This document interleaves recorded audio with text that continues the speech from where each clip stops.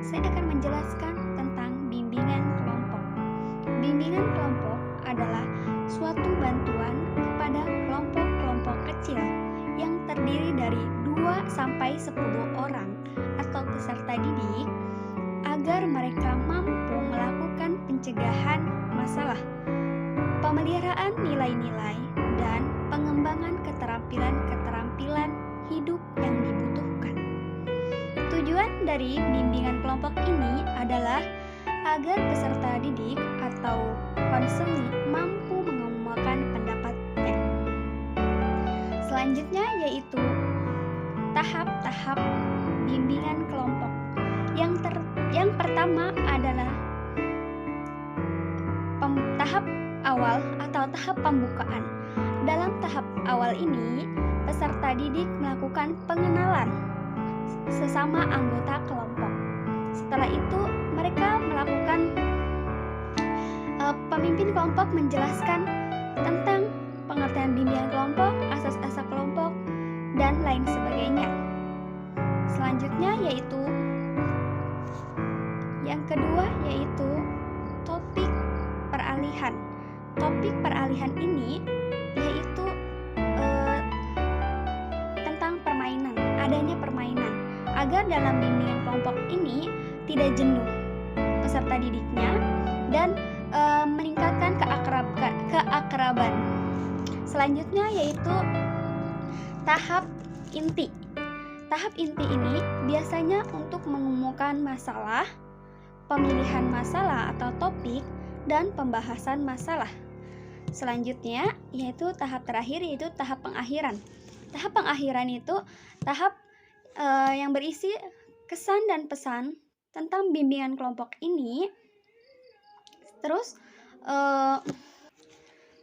memberikan tanggapan, merencanakan pertemuan kembali, dan menyampaikan ucapan terima kasih.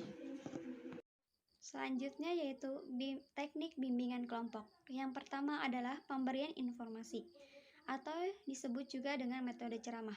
Adalah suatu penjelasan informasi dari seorang pembicara kepada sekelompok pendengar. Pemberian informasi mencangkup 3 hal. Yang pertama adalah perencanaan, yang kedua adalah pelaksanaan, yang ketiga adalah penilaian. Selanjutnya yaitu teknik diskusi kelompok.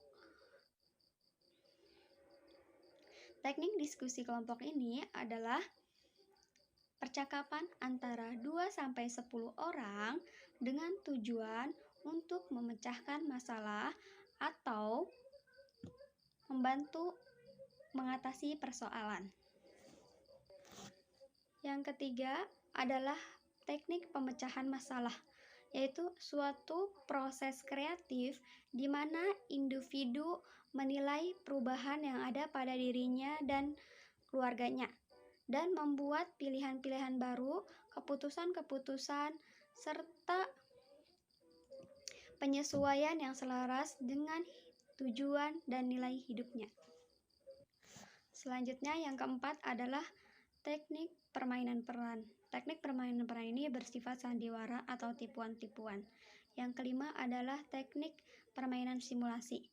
Permainan simulasi adalah yang dimaksudkan dengan untuk merefleksikan situasi-situasi yang terdapat dalam kehidupan yang sebenarnya. Selanjutnya yaitu teknik penciptaan suasana kekeluargaan atau juga disebut homeroom. Banyak sekali keuntungannya dalam teknik ini. Seperti dalam teknik ini bisa lebih lama dalam menerapkan teknik ini.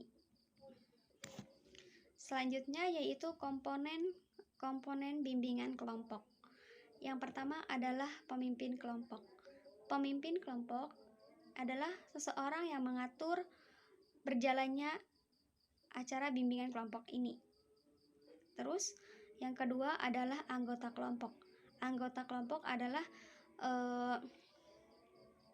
orang yang ada dalam diskusi kelompok tersebut. Selanjutnya yaitu nomor 3 adalah dinamika kelompok, yaitu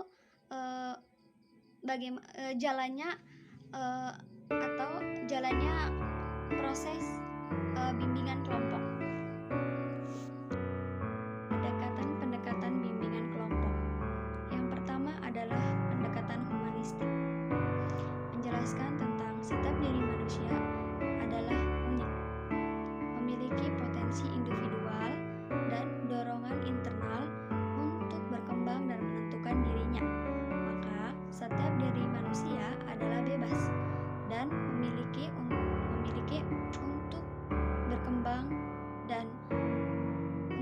tumbuh dan berkembang mencapai aktualisasi diri.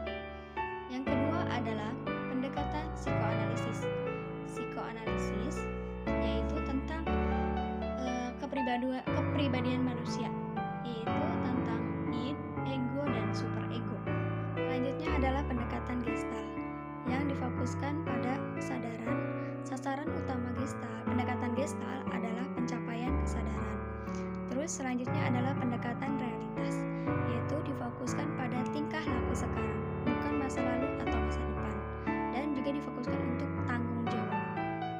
Pendekatan Client Center menekankan pada kecakapan klien untuk menentukan isu yang penting bagi dirinya dan pemecahan masalah dirinya.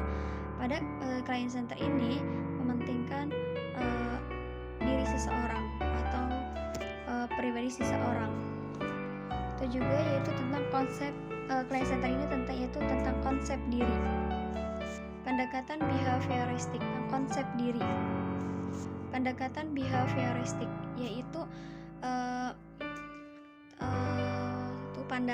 suatu pandangan tentang tingkah laku manusia.